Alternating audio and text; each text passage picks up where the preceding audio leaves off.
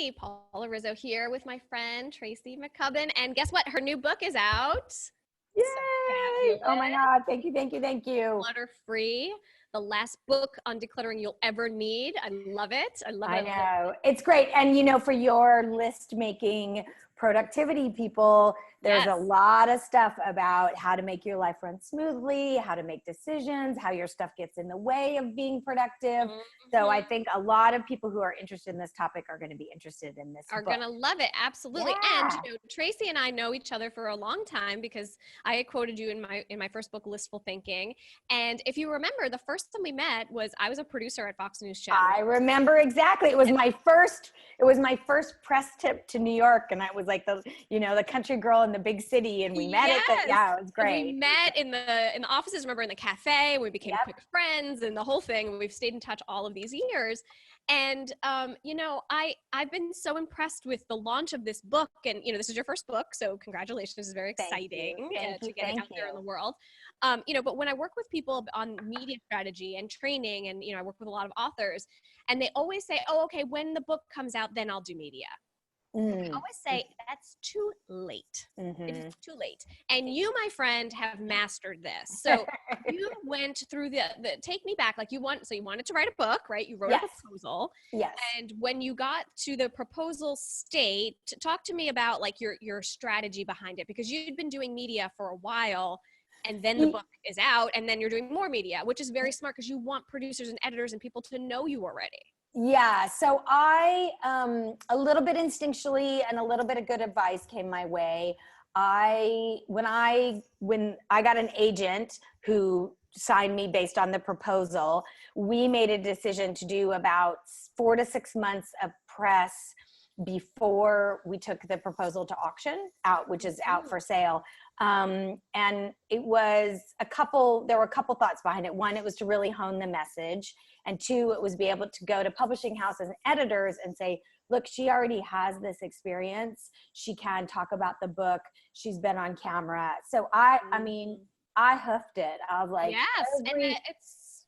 I did it. It's a noble thing, because you know what? When you're showing it to these publishers, they want to see that you have the chops. You can do the thing that you're saying you can do. Oh, because she's already done it. Exactly. My favorite story is I got up at like 4 a.m. to drive 2 hours to do a local radio station. And I was like sandwiched between the kitten rescue and the Oktoberfest. But you gotta do what you gotta do. You gotta do it. And so that when we went to auction, I had a reel of, 12, everything from podcasts to local TV to, and it really helped. It really, really helped because they knew that I would be able to go out and support my book. So then when the proposal sold and I started writing the book and we started working on the book, I took a break. So if I got requests, I would do it, but I wasn't out there pushing myself out there. Right. And so then, a flurry first, get the interest, get people knowing who you are. And I would imagine too, just knowing from doing media and telling people to do it, that honing your message, as you said, being able to, hey, I need to practice this stuff too, right? Nonfiction authors write a proposal. They don't write the entire book.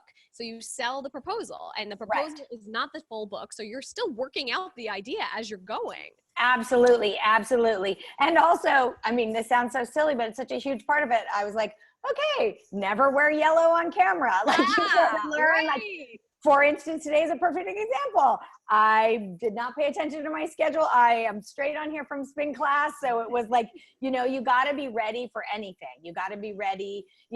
This is such a simple thing, but I had to learn that I've got 6 outfits pressed and ready to go in my closet, so that if I get a call like local TV, it could be the next day. I can't be running around and buying something. I worked with a stylist to get some TV outfits, so that now that we're in the big push for the book, I'm ready to go. You're ready. See, I love it. I love doing it before. This is part of the planner in you, right? Yeah. And the being organized, but it is very true. As somebody who's been in, media her whole life, being able to have people who can do that. If a producer calls you and you show up and you're ready and you look good and you speak well and everything runs, I'm going to call you again and again and again. Absolutely. Look, Exactly. I always think that, I'm being invited to their party and they want to know that I'm going to show up with ice. Yes, That I'm going to, exactly. That's such a good way to put it. Yeah. And it's such an important part, but to know that if I get a call, I can go to my closet, I can get dressed. You're just going to show up confident. You're not worried. Like, is my hair, like I've worked out what my hairdos look like. I bought glasses that work. Like I really planned all that part, and it just makes you more confident. It makes you, I know what size heels I look good on camera and I'm comfortable to walk in. And it really informs you as a media person in a holistic way. So then the next, also, like when you're throwing a dinner party, you're not going to try out the recipes that day. You know what I mean? You're going to work it out before. You're going to test it out on people.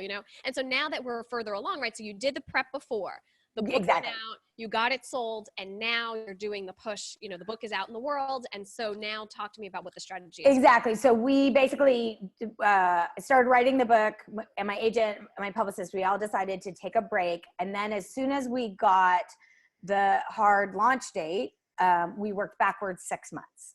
So, and the great thing about, again, having done that pre-period is that I wasn't a cold pitch. Totally. Yes. Local TV, people knew I could perform. People they're like, oh, great. Now she has a book. Let's do it. Now we can talk about something. Producers get so many books. I mean, I had a stack like this at Fox. Every day I get more books and more books and more books. And it was like, if I didn't know the person or if I didn't care so much about the topic or whatever, I would never even see it, But when you're able to say, hey, oh yeah, Tracy, we love her. She was so good last time. Okay, yeah, bring her in. Let's talk about her book. That's exactly. And then you've got the freedom also for people to say, we want to talk to you closer to the book. You're not, and it's just having that was so fantastic. So it was very methodical. It was very like, here's who we want to reach out to, here's the amount of podcasts. I think I'm at the halfway point of our goal of podcasts. And I will also say this, do everything. Yes. Do everything. Don't be a snob. Don't be a snob. First of all, if for me, I want my message, I have something very important to say to people, and I don't know what podcast I'm going to listen to. This is a great example. I got a call, and it's a quite popular podcast called the Mental Illness Happy Hour. And my publicist said, oh, we'd like to have you on. And I was like, is that, I guess depression, but is that really in line? And I was like, okay. So I had a bit of a doubt. I did it. First of all, the best interviewer I've ever been interviewed by. Terrific. More people, like I've had like a waiter say to me, oh, I heard you on this podcast. Like so say yes to everything, especially if you don't. First of all, you never know who you're going to reach in the audience that you're trying to get your message across to. If you don't have a ton of media experience, it's practice, and it's going to get you comfortable. And say yes to everything. I can't agree more, and then media begets more media. Where do you think producers and editors are listening? And they're consuming so much media. You want to be found there. You want to be the resource. You want to be the expert. So definitely do whatever you can do. So that's, and I think and I'm sure you hit up against this. I was telling you, I had a meeting with somebody who sort of had very lofty goals, and I was like, okay, that. And I think that I think that you definitely have what you're shooting for, but I think you need to be realistic. If you're a first-time author, if you don't have you're not going on Oprah's Soul Sunday. Like, you're just not. No, exactly. And today everyone said, oh, I want to be on today's show. Great. But you have to work your way up. You got to do the local news. You got to do this. You got to do that, and you don't want to, they're not going to book you, but you don't want to do today's show right out of the gate to begin with. You won't be ready. Oh no. And you got to learn. I did a show the other day that I've done 3 or 4 times, and it's great. And I love them, and they're so nice. And just, I don't know what happened. It was the one day that there was no cue cards, and I was like, okay.